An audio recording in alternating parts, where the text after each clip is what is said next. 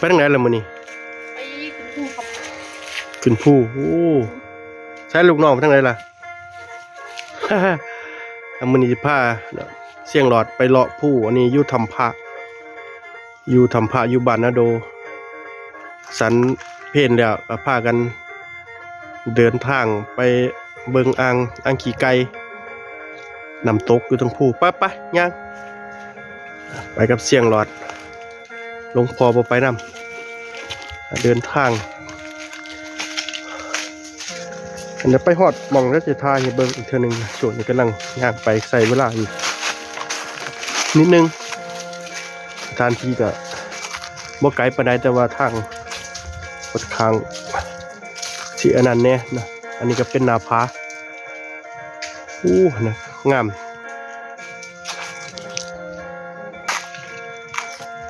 ทางไปแวะเบิ่งหน้าผาก็บ่สูงดอกในตามๆนึงวิวทิวทัศน์โอ้ยช่วงนี้บ่มีฝนแล้วบรรยากาศต้นไม้อันนี้เป็นภูหินนะมันจะเป็นหินแต่ภาคเหนือมันจะเป็นดอยมันจะเป็นอันนี้เป็นดินอันนี้เป็นหินอ่ะลักษณะมันก็สิบ่คือกันอันนี้จะเป็นหินทรายแถวภาคกลางมันจะเป็นหินแบบที่เขาเจ้ามาเฮ็ดทางคนละแบบงามบ่เสี่ยงงามอยู่ครับงามเลยไปย่างต่อทางค่อนข้างจะมันหกจังหน่อยเพราะว่ามันบ่มีไฟมา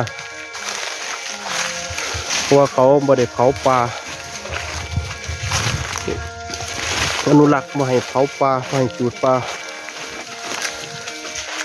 แต่ว่าข้างล่างมันก็สิเป็นสวนยาง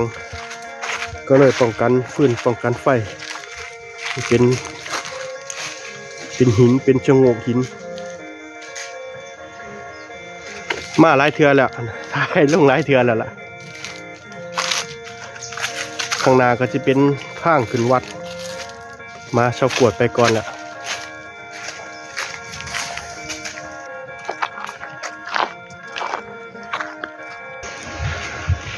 ตอนนี้เขากันยางมาหอดทางแวะลงไปที่สถานที่เขาจะไปข้างบนก็จะเป็นลานหินแต่ว่าจะแวะลงนี่ข้างบนก็จะเป็นชะโงกหินข้างบนก็จะเป็นลานหินอันนี้ทางในบ้านเขาลงเอางัวเอาควายมาเลี้ยงเป็นหน้าผาเป็นหิน ย่างน้ำหนาแล้วน้อง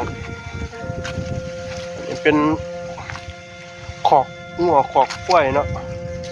แต่ว่าปีนี้เขาบ่ได้เอามาเลี้ยงเขาบ่ได้มาปลูกวันนี้โอ้ยขับอาจจะสั้นนิดนึงเพราะว่ามันทางยางนำไปเนาะเดี๋ยวจะไปเบิ่งไอ้ถ้ำตรงที่เขาเบิ่งในรอบก่อนทำเง่า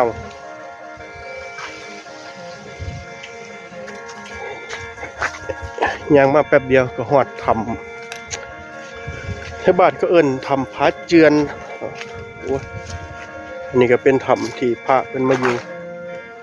ข้างในจะพวกเขาไปดอกเป็นไงงามปะเฮ้ย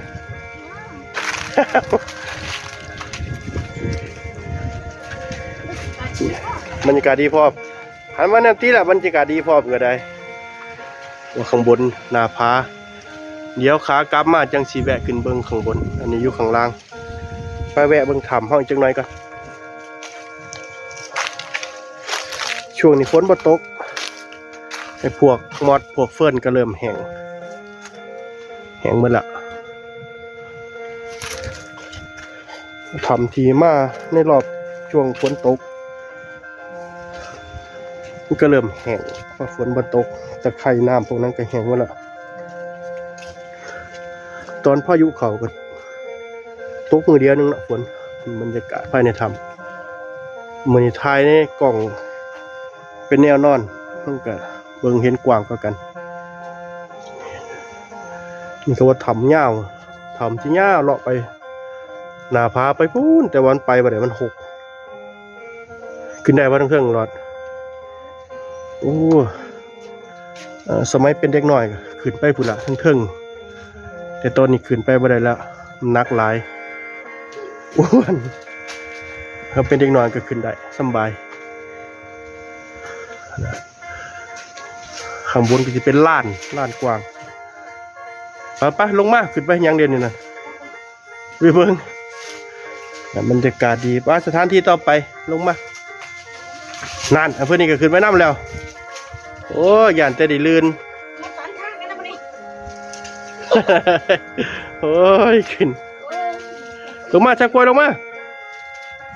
ไปสถานที่ต่อไป จุดต่อไป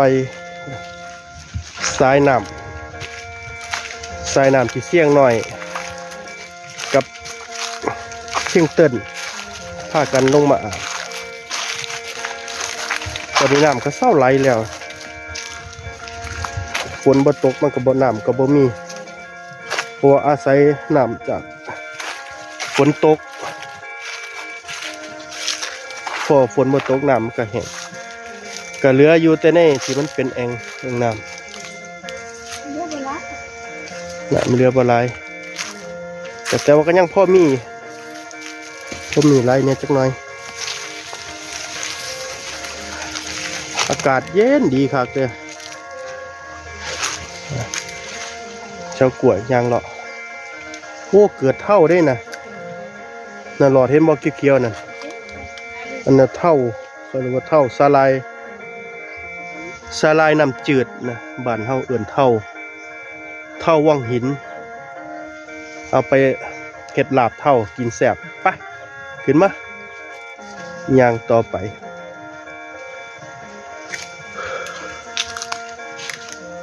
จุดมุ่งไม้มื้อนี้ว่าสิไปเบิ่งหมากลำดวนจักสิมีบ่มีเห็นครีเอเตอร์เพิ่นเป็นลุงไทยเพิ่นลงในช่องเพิ่นหมากลำดวนหลายไปย่างไป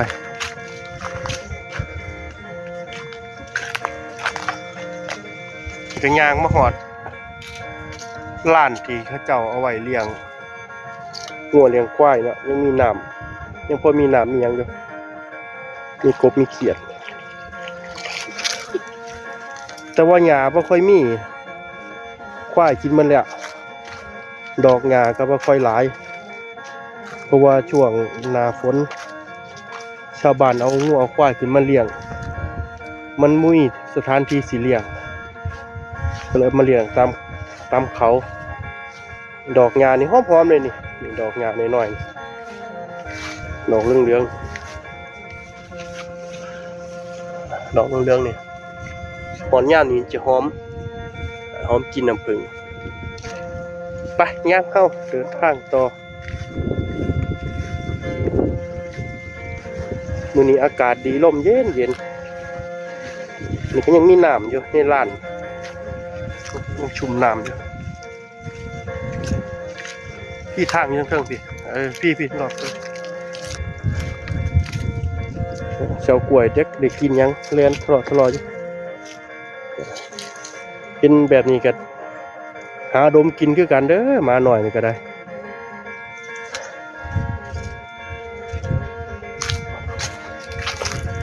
ล้านถ้าหากเขาบ่เอาสัตว์เลี้ยงมันเลี้ยงมันก็สิงามดอกหญ้าหอมพร้อมดีใจ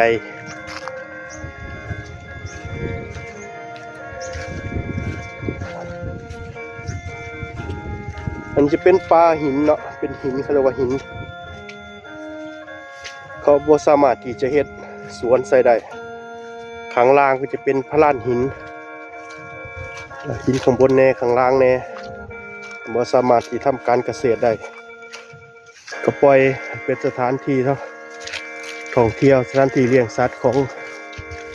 ชาวบ้านในชุมชนหาเก็บเห็ดยามเห็ดออกแต่ว่าปีนี้บ่มีเห็ดตัวนี้ก็เป็นทรายน้ำอีก ตรงหนึ่งที่ไหลลงมาจากเขากับที่ไหลลงไปร่วมกันตรงขำพุ่งน้ำใสบลอดโอ้น้ำใสจริงลิงน่านเห็นน้ำอะไรไปยังบรรยากาศ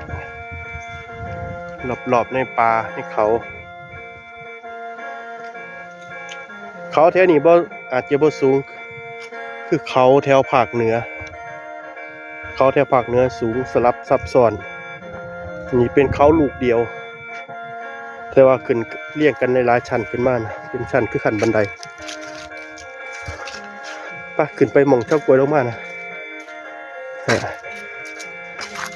เจ้ากล้วยสำรวจ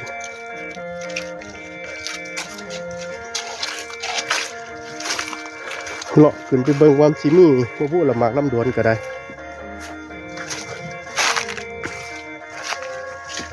โอ้เริ่มขึ้นเขาไปจักหน่อยนะ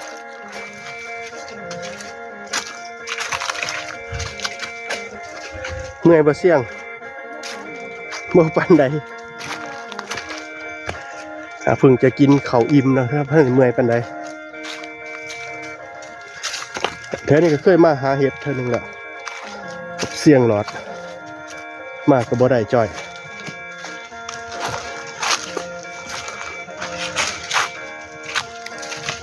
สถานที่ตรงนี้เอิ้นผู้น้อยก็มันจะเป็นผู้จอกอน้อย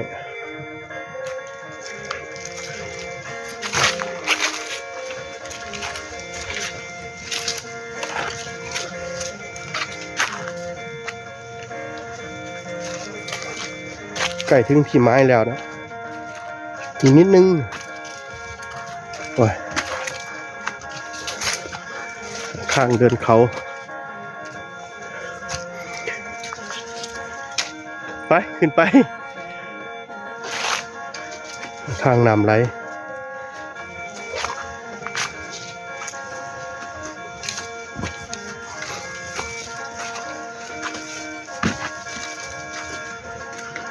เป็นธรรมชาติเย็นสบายข้างในขากบ่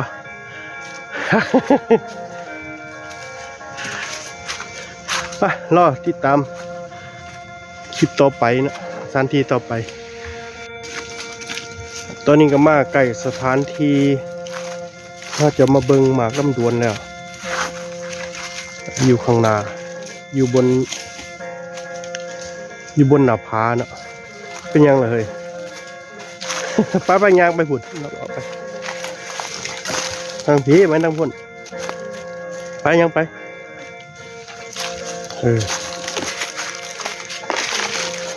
ไปเลาะไปตามหน้าผานี่แหละ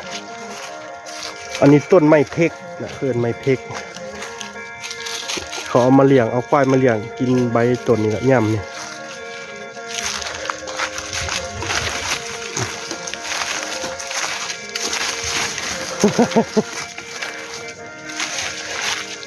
อันนี้ยังถือว่าดีอยู่เพราะว่ามันบ่หกปานใด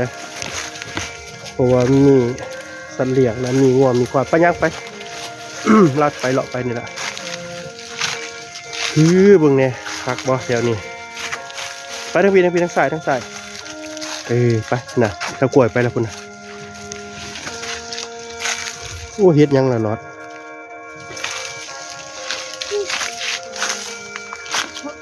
เบิ่งดูเฮ็ดหยังเฮ็ดพอไปแล้วจังมาเบิ่งไปขึ้นเบิ่งเครื่องก่อนโอ้ย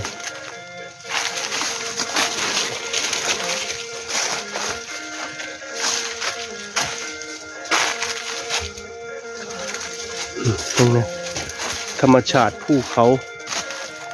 ก้อนหินมึงไงไปย่างไปน่ะขึ้นน่ะเห็นบอลน่ะพูดถ้าพูดรอทั้งพูดนี่เบิ้งมือจันขึ้นไปหันน่ะไปย่างพุ่งไหวกระต้านั่นอันนี้จะเป็นรอยหินแยกออกจากกันเดี๋ยวลงมาจากข้างบนนะจังพาเลาะลงไปเบิ้งไปย่างขึ้นไป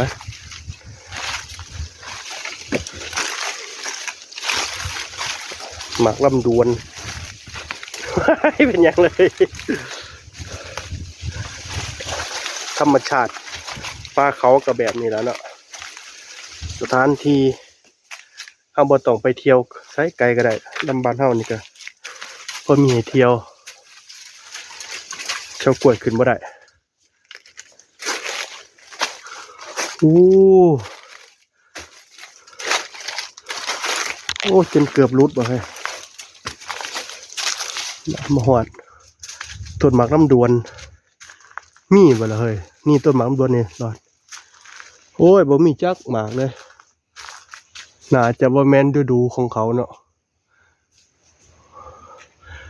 มาปีนั้นดอกปีนี้บ่มีไปเบิ่งถ้ำนี่รอดนี่ไปรอเบิ่งถ้ำแทนเนาะทางซ้ายเนี่ยสิพาเสียงหลอดมานอนในถ้ำเนี่ยมาบ่ปีนี้8 ปีมาปีก่อน6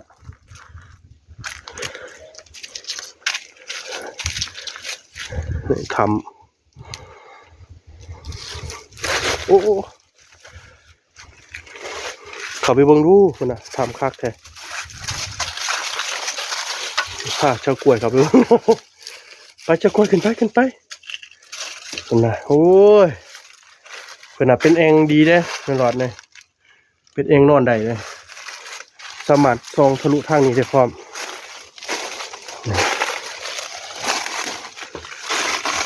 นี่สอดมาหากันโอ้นั่งสมาธิลองโดคือปะ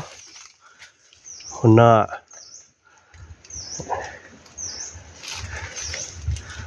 เป็นถ้ำน้อยๆนะเป็นเพิงลบฝนได้สบายแล้วนี่สรุปแล้วบ่พ่อนะบ่มีเฮ็ดบ่มีหมากลำดวนพักเมื่อยให้เสียงหลอดชมวิวซะก่อนถ่ายภาพก่อน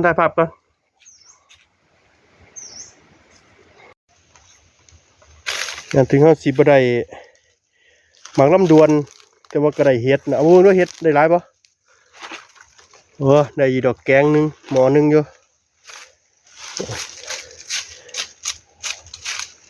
หนานี่มันหนาอากาศมันแรงเฮ็ดก็บ่ค่อยมีปานใดดอกนึงนะขาวๆอยู่ตามใบตองนะใบตองมันปกมันบังไว้หาบ่เห็นบางคนเคยหาเฮ็ดเนี่ยจักหน่อยถึงสิหาได้สุดท้ายสุดที่เฮามามื้อนี้ก็บ่ได้แต่สิ่งที่เฮาได้ก็คือเฮ็ดข้าวแป้งนะได้มากเครื่องกระตาไปหาหมากลำดวนบ่ได้ก็ได้เฮ็ดข้าวแป้งก็เสียงหลอดล่า FC แน่ บ๊ายบายครับ ขอบคุณทุกท่านที่ติดตามรับชมจนจบคลิป